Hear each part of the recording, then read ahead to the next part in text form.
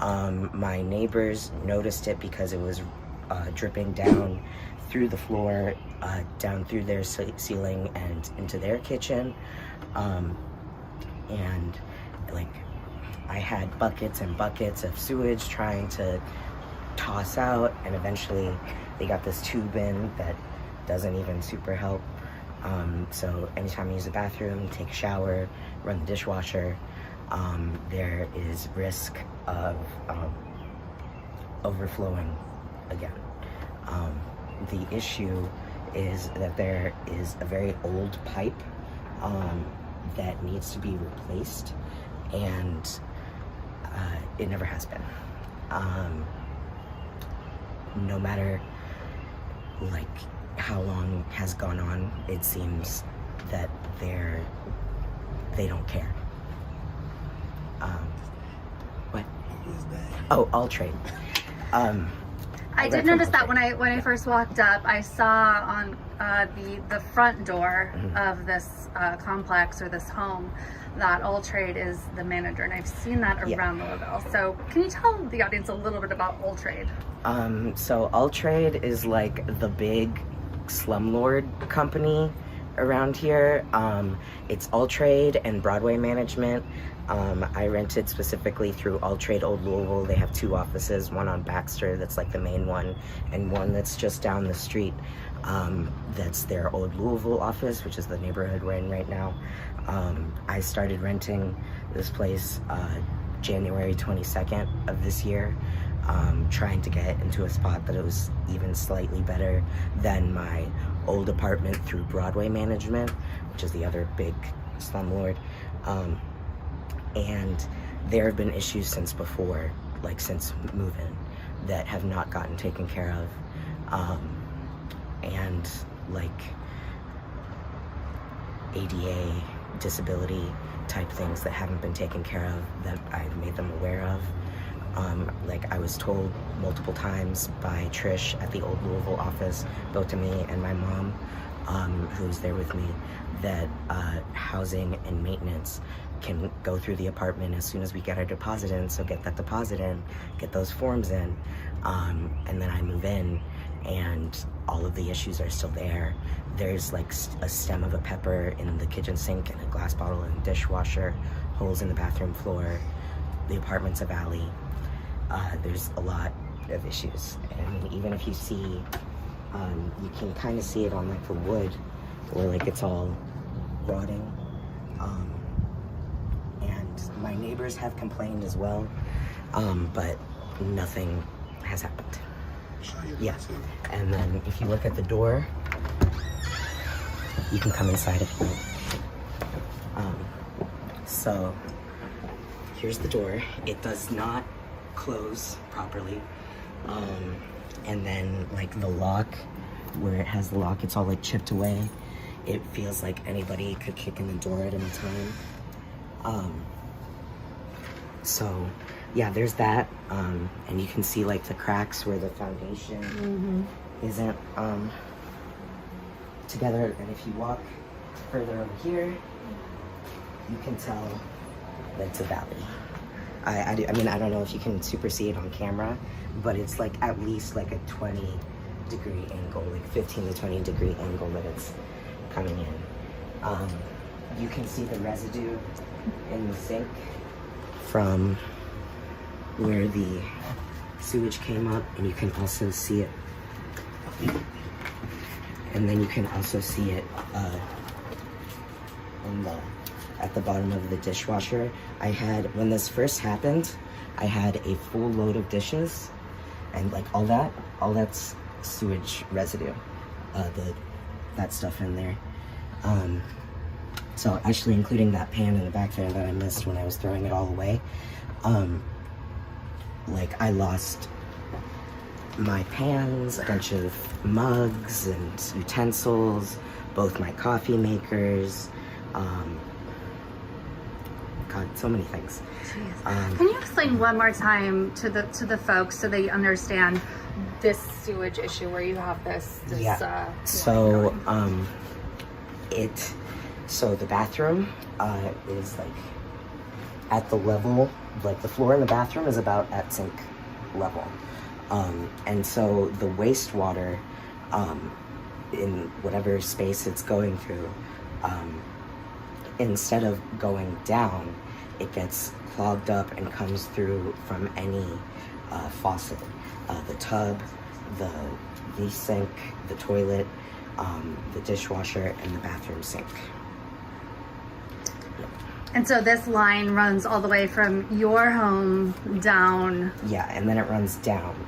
And so the very first time someone came and looked at the pipes, they said that it looked like a $10 plumber had done it. And this is Hall of Trade's head plumber that said that.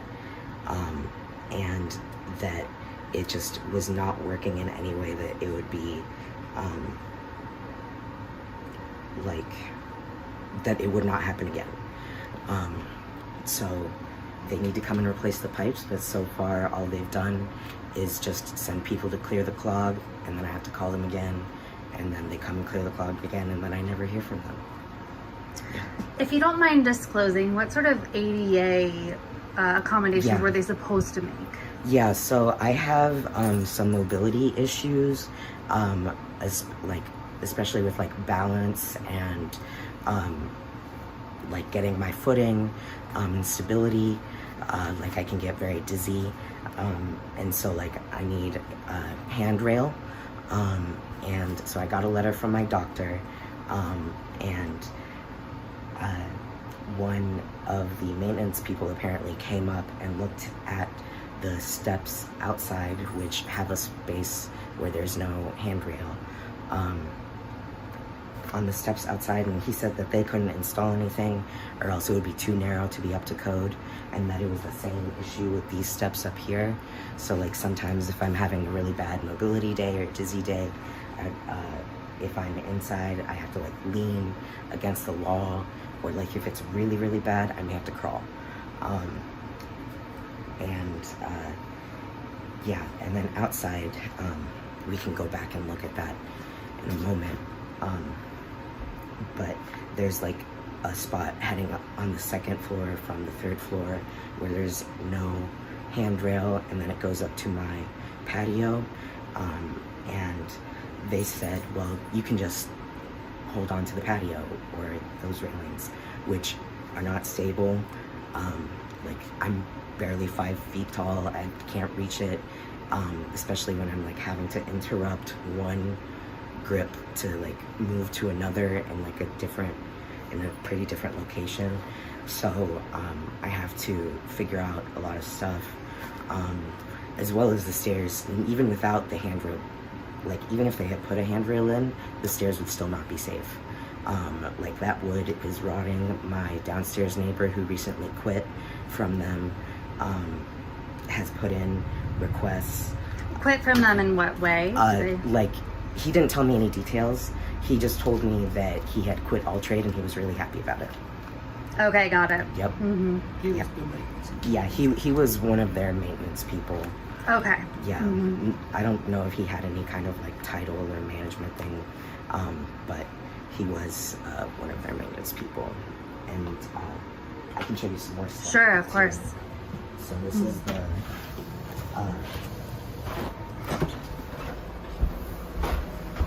so this is my room, and this is the bathroom.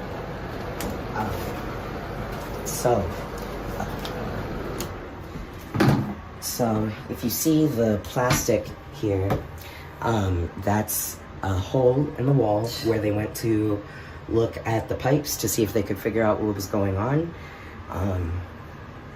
They had some issues, it seems like, and they were supposed to, like, this happened like April 13th or 15th or something, whenever they first came through and like put everything, like put the snake down, and then they were supposed to come and fix it, and then they never did. So you're just left with this giant hole in your wall. Yeah, and then this was only covered up by them like a few weeks ago.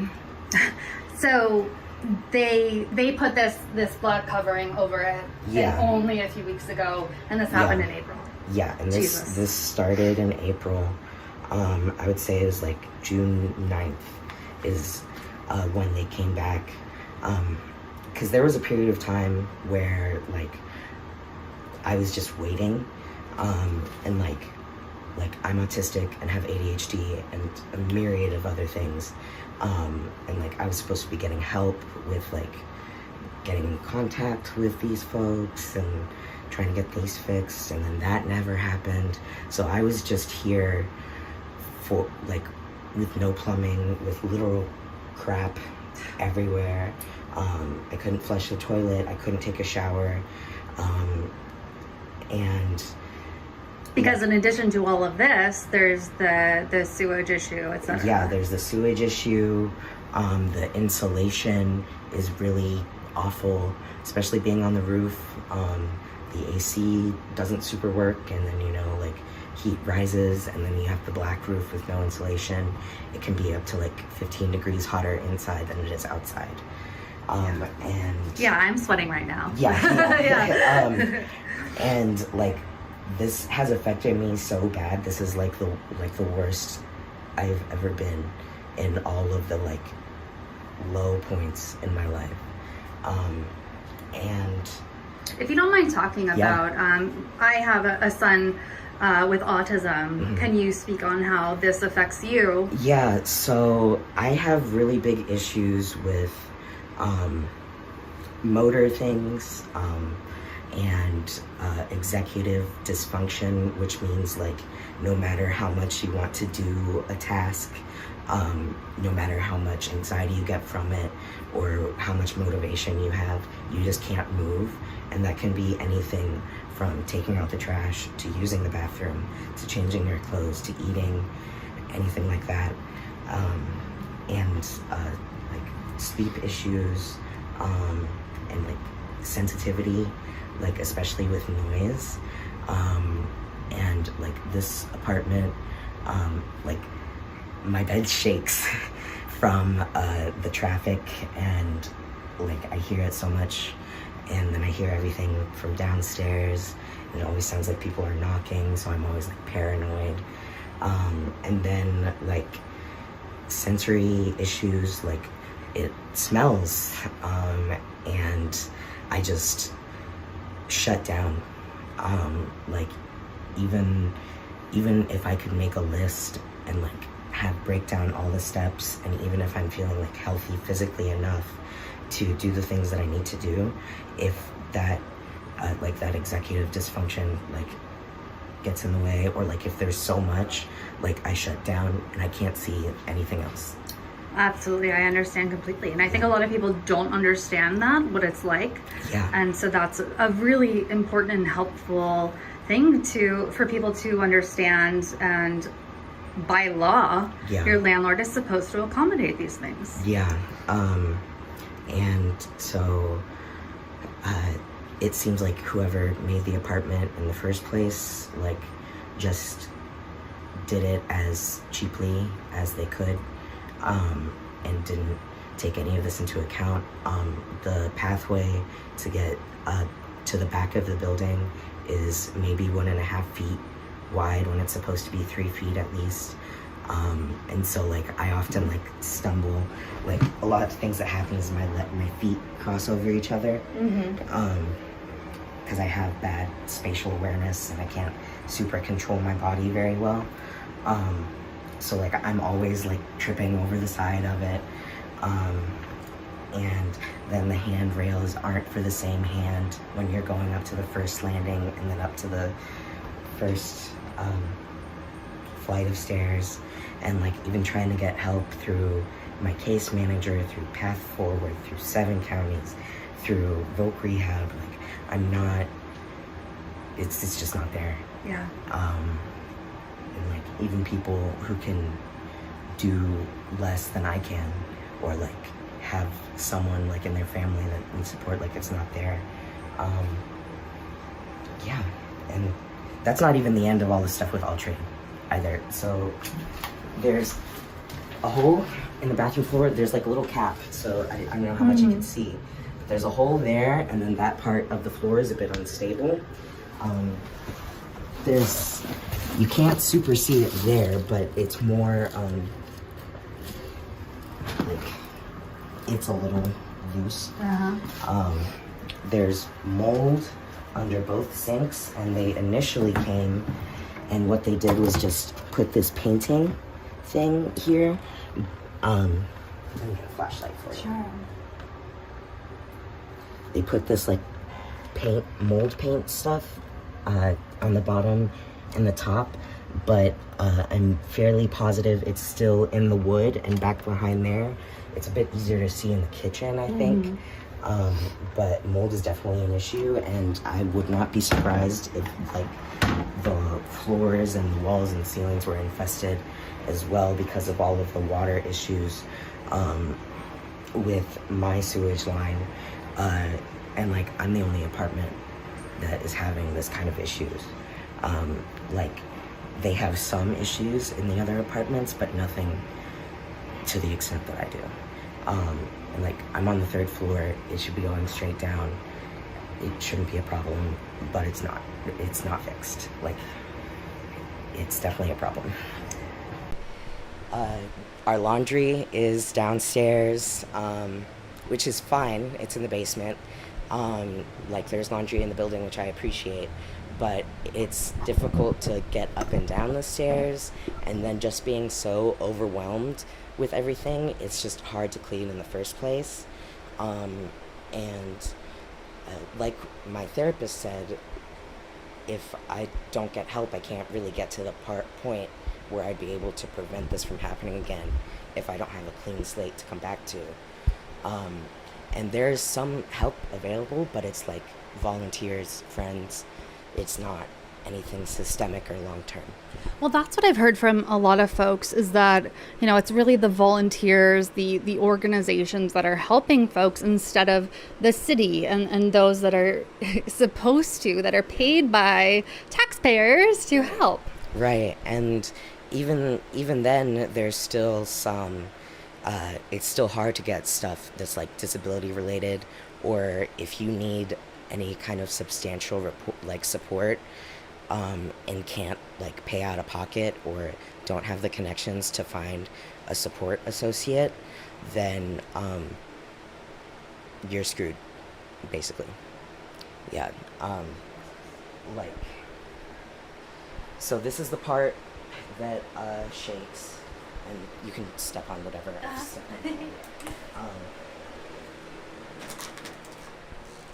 Like, if you look in the closet, there's a plank where they tried to put some kind of, tried to fix some kind of hole, and they didn't even fill it in.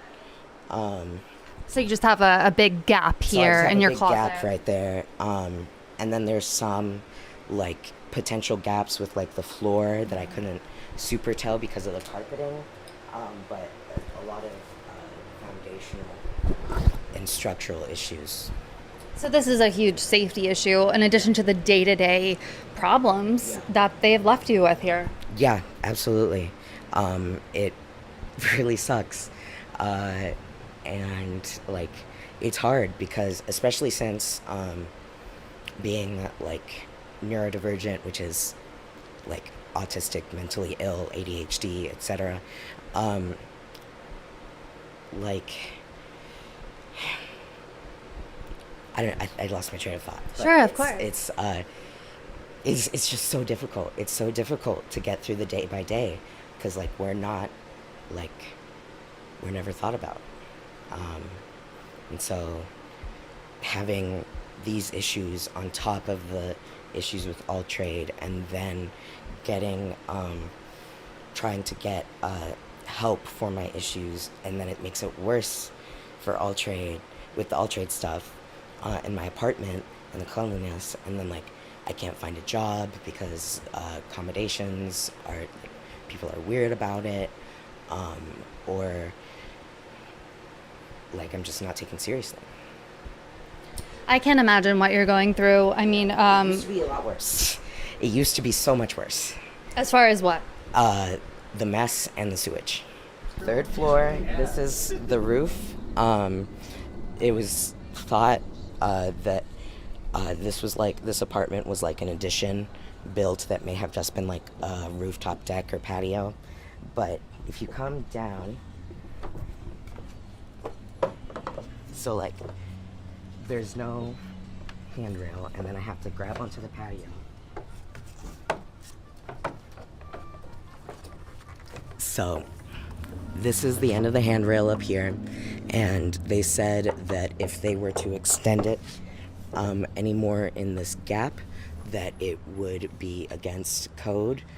And then, so if you want to see like what I have to do when I walk up, so one have to hold on to here, and then I have to have another hand here, or like lean, and then I have to either reach up and grab here, or like if I can step up, then I have to reach up and grab here, which I usually do because I don't like touching the floor, and it's not, and these aren't stable, right? So if they even had like one going up like this and then like reinforce these, that would work. Or like a grab rail like they have in bathtubs or anything like that. This could be like, they could easily add something there to accommodate you. Yeah, they could very easily add something there, but they just have excuse after excuse. Like I heard from one of the maintenance guys that the owner of the building, Mary Martin, wouldn't want this to be happening, but how does she not know? I mean, I don't know anything about her, but can you, if you know, can you explain to folks how that works? So it's owned by, or it's managed by All Trade, but owned by someone else. So it's managed by All Trade, and then it's owned by someone named Mary Martin. I don't know anything about her, but so I pay my rent to All Trade, or I pay my rent to an LLC called Louisville 73, which I tried to Google and couldn't barely find anything about. And then like All Trade puts through that, you know, I've paid my rent, and I guess whatever money goes to Mary Martin that she gets from being the owner. Okay. Wow. I don't have screens on any of my windows. Nothing was cleaned. Which is likely against code. Oh, definitely. Like, nothing was cleaned. The carpet was caked with cat hair already before I moved in. Like, the oven, the fridge, the floors, the bathroom, it was all disgusting, and it had all these issues. And I barely hear anything from them. And, like, I've told them at least once, at least twice, like, for every issue. But then, like, I have communication issues, so it's hard for me to reach out to people.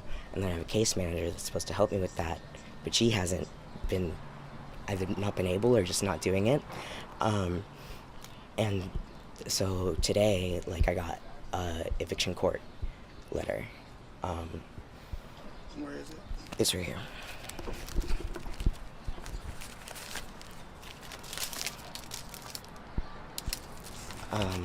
So I have court on the 29th. We believe, we hope. Like, you can't even read that.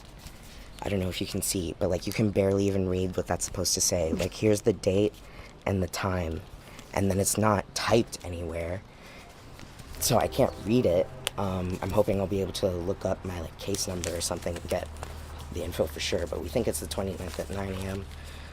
Over Zoom. And like, I haven't paid my rent since May because this has been going on. And so, like, to make it clear, they have not provided what you're paying for. Yeah. And so here you are facing eviction. Talk a little bit more about that. So moving is rough. And like, I've been trying to find a new place and I haven't been able to. And so I'm honestly like scared about the eviction because, well, I might have a place to like stay or sleep. Like, it's hard to find a home. And like, I just want a home. I just want a place where I can just be. And I haven't had that for like so long, for like years it feels like. And then when everything is supposed to be like getting better, starting up, like I've got therapy going, I've got new meds, I'm getting my routine done, I'm cleaning regularly and doing my dishes and like cleaning after my cat and all of this, and then this happens, and then it's not taken care of, and then all of that just goes down the drain, and I'm gonna have to start over from even worse. It feels like sometimes it just feels like there's no hope. It sucks. It really sucks. Like, I can barely sleep. I can barely eat. Like, I think I've slept maybe like 20 hours the past week. You can't even cook, right? I can't even cook because I can't do dishes. It gets too hot. And like I can't shower. And if She's up the stairs without I can't. I can barely get down, up and down the stairs. Like showering, I was able to take one shower since they came and fixed it last time on the 9th for like 5 minutes maybe, and the whole time I was like terrified that it was gonna start like coming up again. So like every time Meaning the sewage. The sewage, yes. Like the wastewater from the shower and the toilet and everything. Like every time I use the bathroom or flush or use the sink or try and use the tub or anything like that, like I'm terrified. And like I always think, what if something like bursts? What if the like water damage in the floor plus the foundational damage? Like what if the floor like falls through? And like this isn't just a safety issue for me. This is a safety issue for everyone in the building. Like this tube goes down to the patio by my neighbor's apartment on the first floor that has a family with young kids, like middle school kids. Like the water, the sewage and the wastewater and the floor and ceiling issues possibly caving into my second floor neighborhood that has even smaller children. And it doesn't make sense. Yeah. Oh my God. Just absolutely horrible. That's not okay. Look at this wobbling. And this is something that James has to hold on to walk up these stairs. Ugh. So this is the tube that goes all the way from your home inside your home.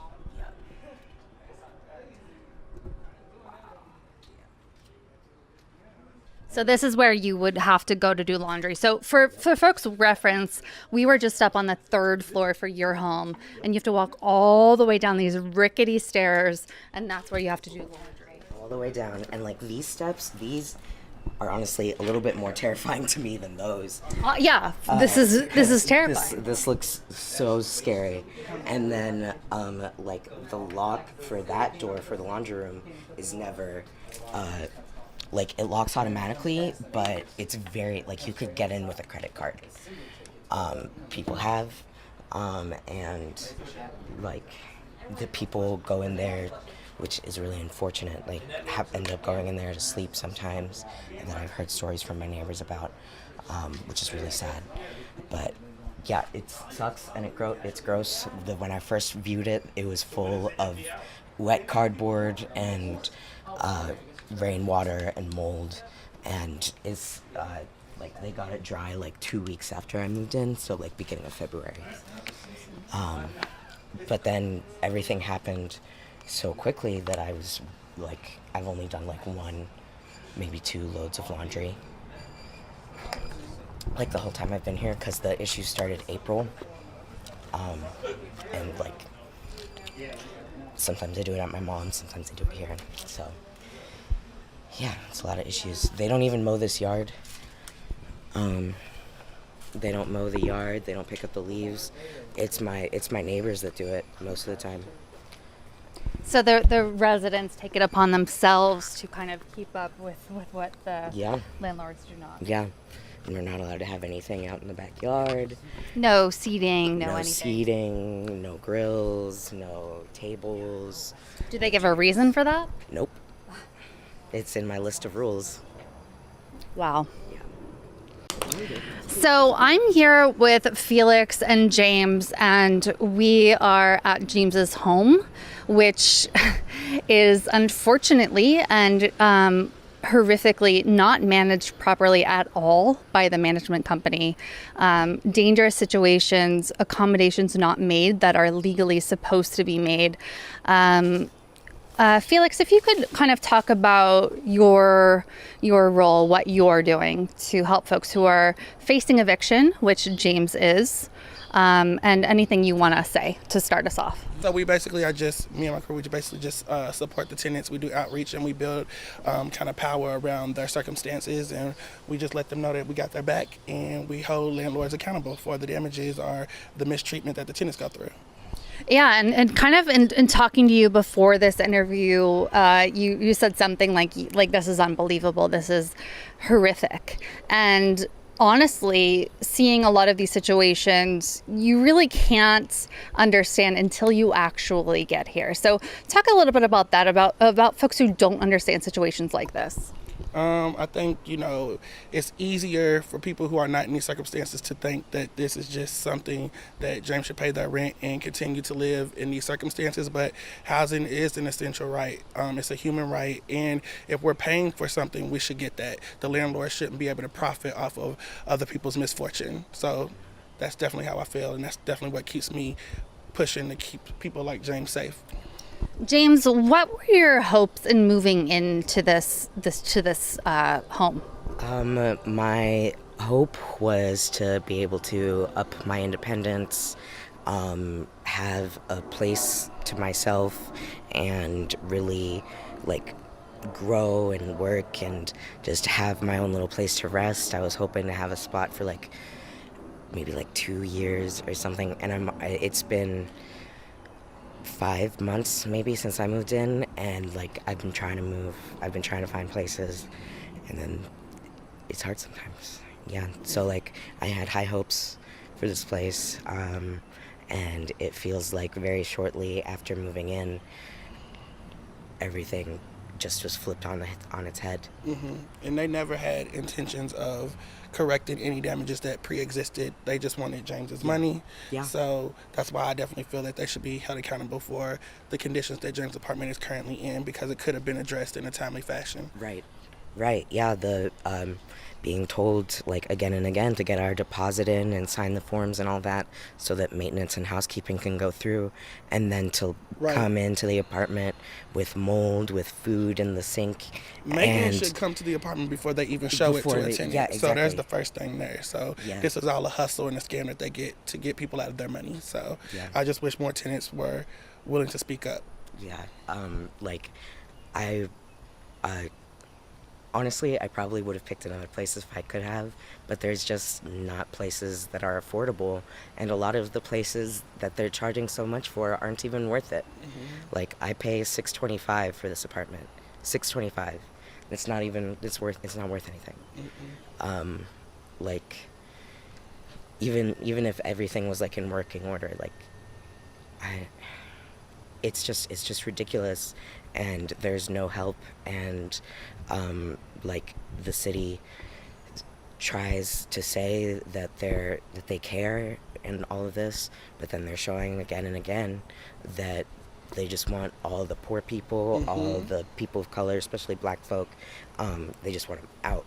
They don't want to give anybody any help. And then you got people complaining about and joking about shooting homeless folks with BB guns on next door because they happen to own a building next to near some public housing. The issue of owning versus renting and how you're treated is a very huge issue in the city as well. Especially when owning a home is barely even accessible to most folks in the first place. Mm-hmm. And if we took better care of each other as a community, we could definitely prevent a lot more of those houseless cases. So So I'm the executive director and one of the co-founders of a new organization called Black Trans Louisville, and we have one of our bigger, loftier goals eventually is in collaboration with other organizations. We want to like try and have a housing collective to offer housing solutions, short-term, long-term, permanent, because it's with all the buildings that are around, like there's Is this the one that used to work here? Oh. The one that just went up there? I don't know.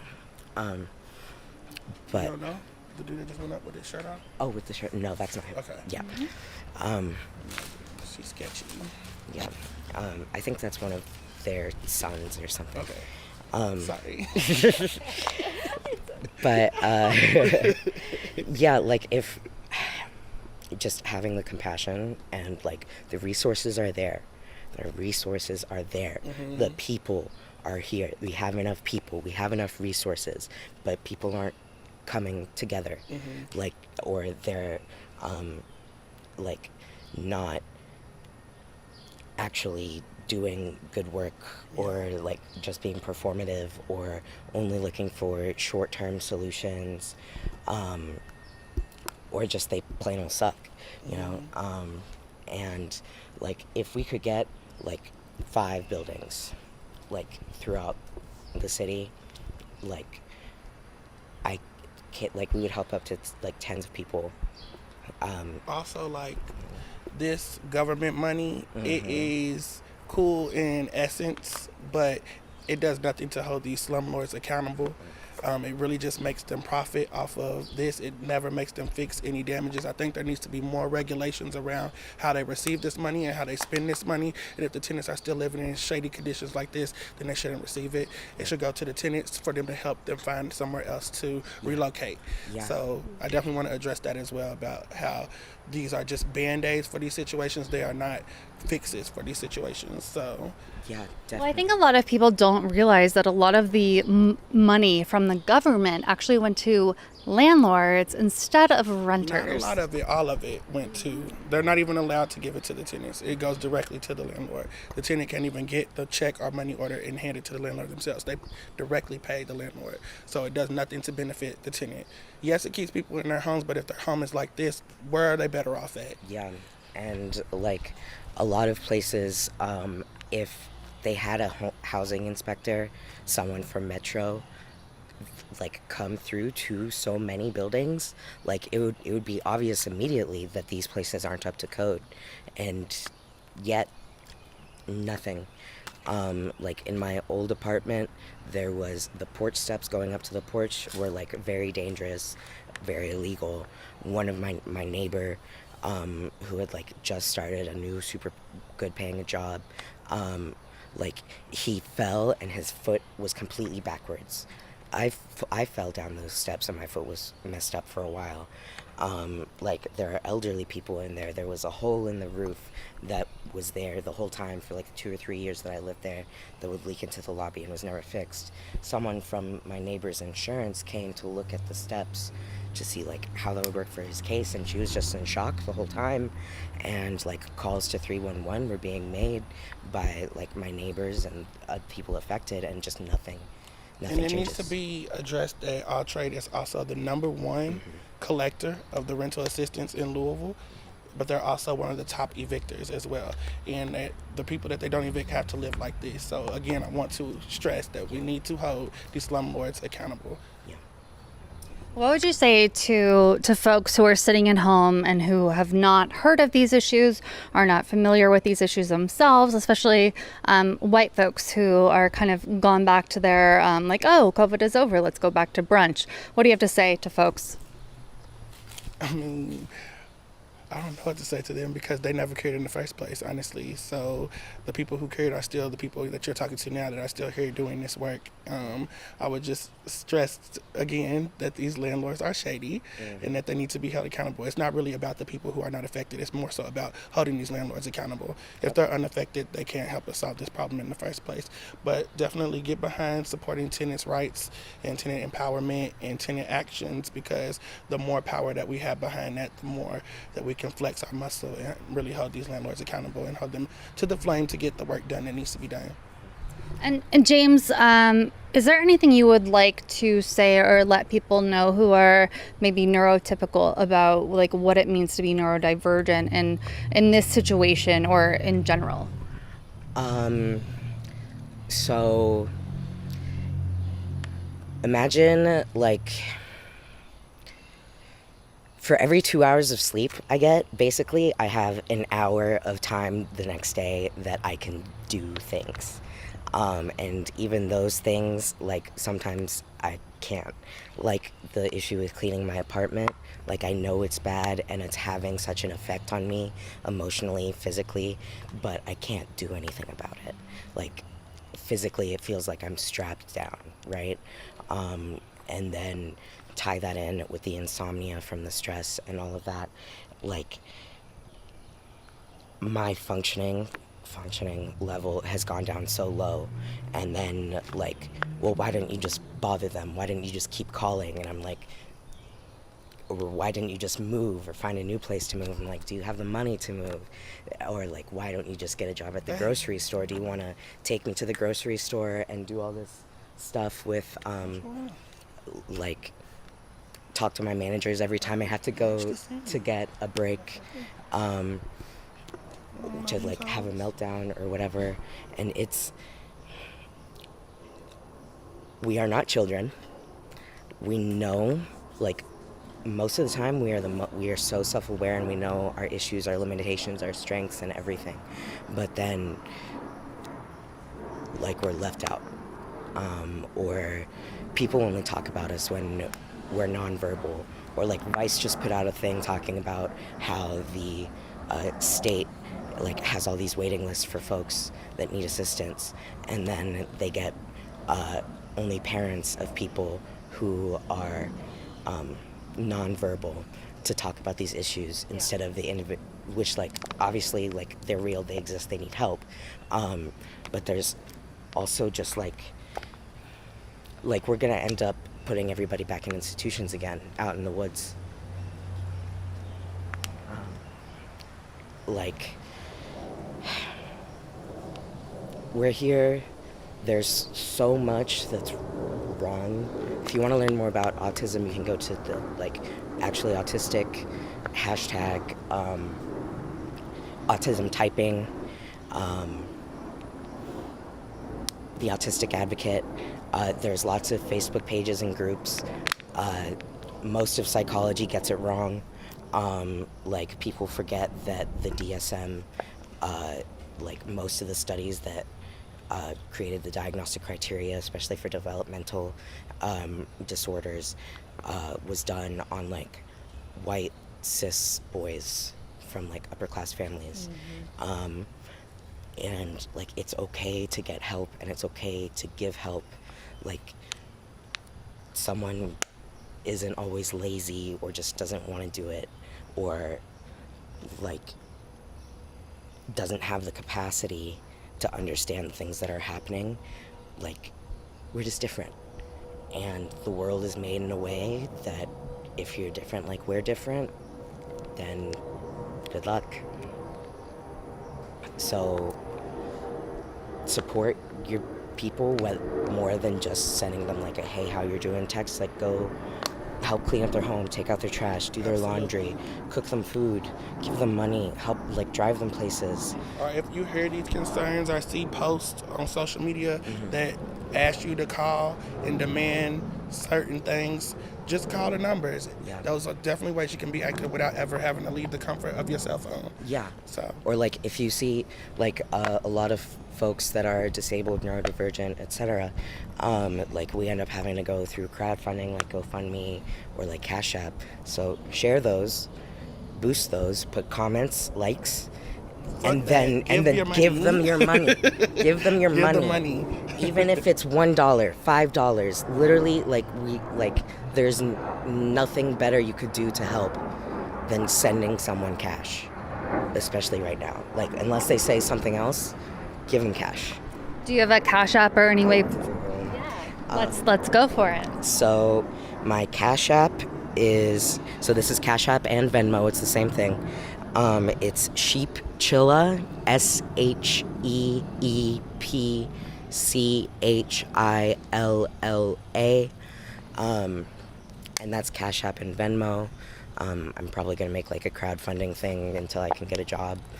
and to help me move. Okay, but let's focus on. But what let's we here focus for. on. Right. 'Cause I want to keep it on track. Yeah, thank you. Like We here to hold all trade accountable. Like call get all all trade. the other stuff, but y'all getting in the Queen's time. You know what I'm saying? Give me your money, but also when this blast comes out, yes, let's call hold all trade. accountable. Call all trade. Call all trade. Yes. Please. Yes. All trade. Say it again. All trade. ALLTRADE. How about you? Any way folks can find you and your work? Yes, they can find my work at felixplease.com. Oh, all right.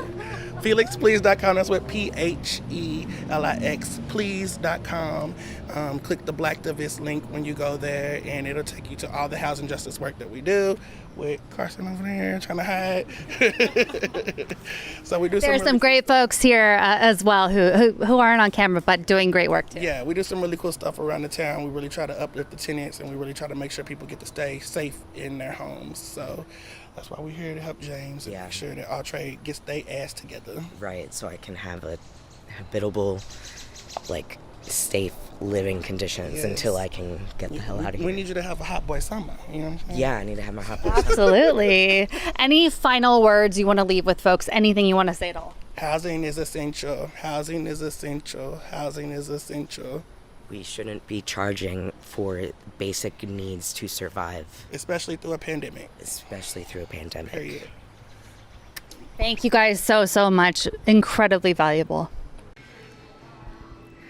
Jen Dyes here with Felix Crittenden, and you work a lot with folks who are being evicted, folks who are down on their luck. Talk more about what you do, what your role is. So my role is basically a community outreach coordinator. So we sit in eviction court every Monday through Thursday, 9 a.m. till noon, and we gather information that will help us kind of cater to the needs of the tenant. And then we reach out to those tenants after court and we get them whatever we need, whether that be rental assistance, whether that be helping them find new places to live, helping them clean up their apartments, move out of their apartments, box up, helping them get storage units.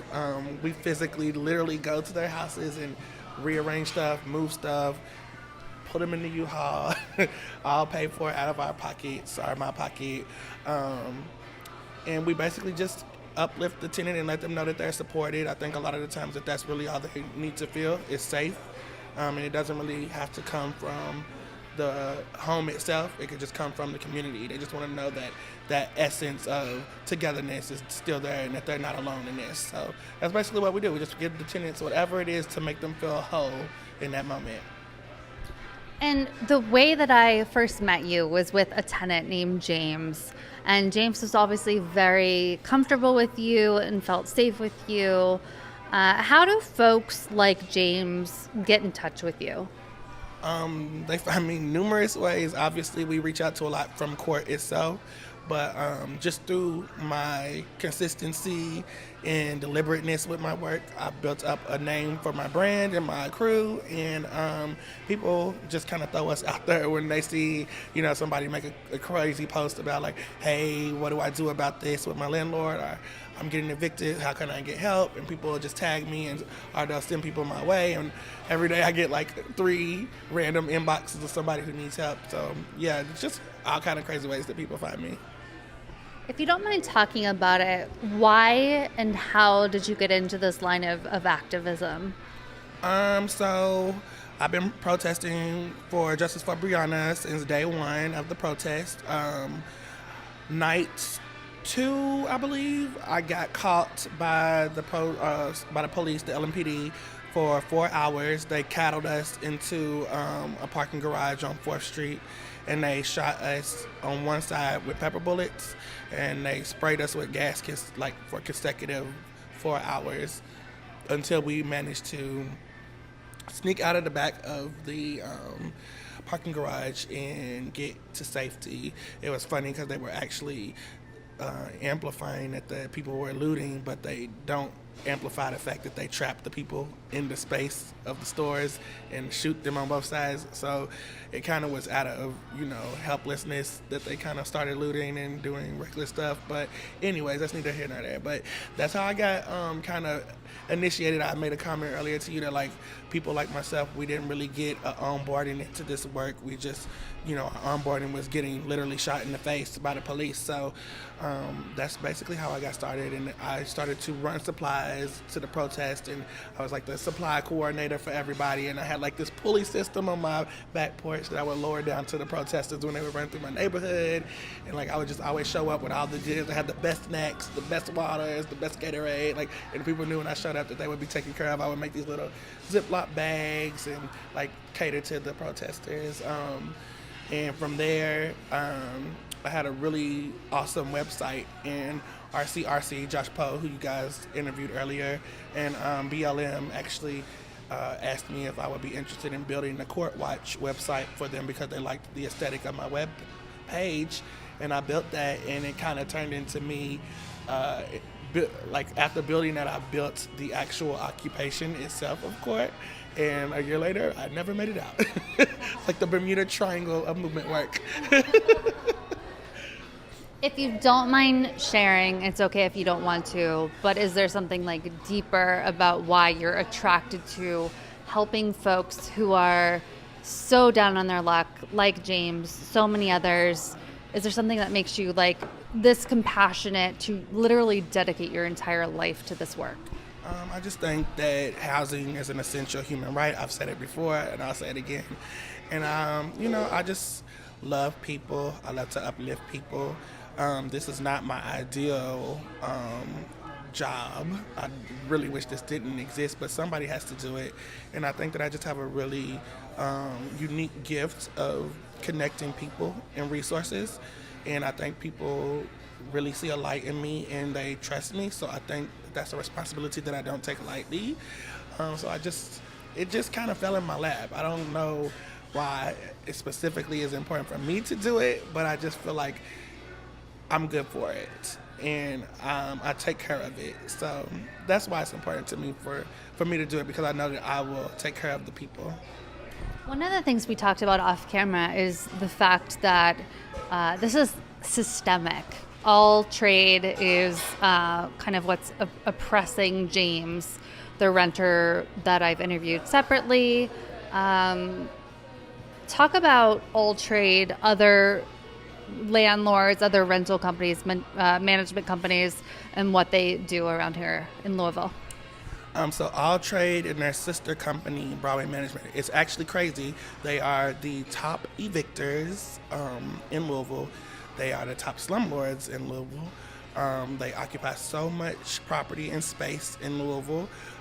They target a lot of, younger kids, college students with these aesthetically pleasing from the outside apartments and cheap rent, but when you get into the inside, you see a lot of neglect and a lot of kind of problematic situations that are harmful, that don't really stand up to code, and that really should be rectified before these people have to move into them.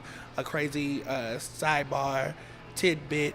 Fun fact, the CEO of All Trade is married to the sister of the CEO of Broadway. So that's interesting. It's like a little slumlord monopoly that they've created for themselves. But I think even stuff like that goes to show you how all of this stuff is deeply rooted in supremacy and misogyny, and that these people in power will do whatever it takes to remain in power and to keep other people who are not in power down. So they're habitual slumlords. They just don't care about their tenants. They don't care about their properties. They run their business shady. They have thousands of LLCs, so it's so hard to track them down. It's hard for taxes to hold them accountable or charge them properly. They profit off of the government rental assistance while still, if not evicting people anyway, making them live in inhabitable conditions like we saw today. So they definitely are just shady ass people that need to be held accountable. That's something we talked about earlier as well, is the fact that these these landlords, these companies, they are the ones who have gotten the rental assistance. And so I think probably the vast majority of Americans think that it's the renters who got the rental assistance, but it's in fact the landlords. So speak on that a little bit. Yeah, so the money never goes directly to the tenant. The tenant does have to apply for the money, but the landlord is the one who receives the checks or money orders from the rental assistance. The assistance is not designed to help the tenants in any way, shape, or form. There are no real, protections or guidelines or restrictions to regulate how the landlord receives that money. I think if the landlord receives a lump sum of money in a pandemic, that they should absolutely first go to making sure that the tenants' living conditions are up to par, and after that, that's what the landlord can pocket. It's outrageous to think these slumlords are getting tens of thousands of dollars, and that these tenants are still being forced to live in filth, or like we saw today, not even be able to do basic day-to-day necessity things like shower, cook, or clean. So I don't know, it's just hard to think that people could find that acceptable, could turn a blind eye to that, and love thy neighbor. And really, like, if they are hurting, that really hurts us all in the long run if our community is suffering. I'm getting emotional about it because it's just like, I can't believe that people have to live the way that we saw people live today. And that's not, I wish it was uncommon, but it's not. And it's not just our trade, it's not just Broadway. And that's the issue. Like, it's just nothing to protect tenants, and we have to build that power. And until we do, we're gonna keep falling victim to the system. Yeah, absolutely. That makes complete sense. Do you have anything to say to people who don't understand these systemic issues and what people can do to help, how they can support your organization? Anything you want folks to know? Yeah, I think a lot of people assume that folks that get into these circumstances are worse off, like houselessness, that they did this by their own demise or their own, problematic behavior. But what I've come to witness is that a lot of this is out of people's control, especially 2020 was a full year that was out of our control. So to tell people that they can't safely go to work, to tell people that they can't safely do their day-to-day things, but they still are responsible for paying their full amount of rent, is just outrageous to think that. So we have to show a little more grace and compassion for each other in these situations. We never know what someone's situation is or where someone's financial stability was coming from before this. I think it's also alarming how, as a nation, most of us were living check to check, and how scary that is when that check is gone and you might not be able to sustain your lifestyle anymore, and that's not your fault that you are put in that position. So I think that we have to absolutely create more kind of safety nets for ourselves.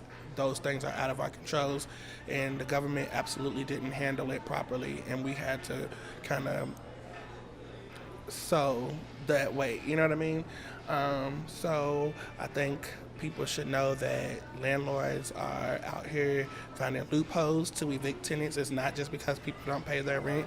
If a landlord doesn't want you there, they can find any sort of reason to get you evicted, whether it be your trash being too close to the sidewalk, your grass not being kept cut, noise complaints that they don't even have to get verified with police reports. So it's just a numerous amount of shady ways that they can get tenants out of their homes and into the streets. So I just definitely would say to really uplift people and ways that people can support me. Definitely checking out our website, felixplease.com. Maybe you'll put a little thing at the bottom. But Spell that though. it's PHELIX, please.com. Then you would click the Blacktivist tab on there, and it'll take you to all of the housing justice work that we do.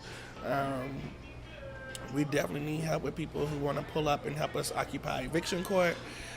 We do that every Monday through Thursday, 9 a.m. to noon. We definitely need help with people coming to our events and connecting with the tenants. We need people to help us with any of those tasks that we help them complete, like moving, cleaning, everything really. We basically become social workers. So no degrees needed. But yeah, so it's basically just about anybody who wants to uplift the community. We have plenty of ways in person and digitally that you can give back to people and lift the community. So we would just love for people to get more involved and more deliberate in the way that they receive information about what's going on in the world around them. Wonderful. Thank you so, so much. We appreciate you.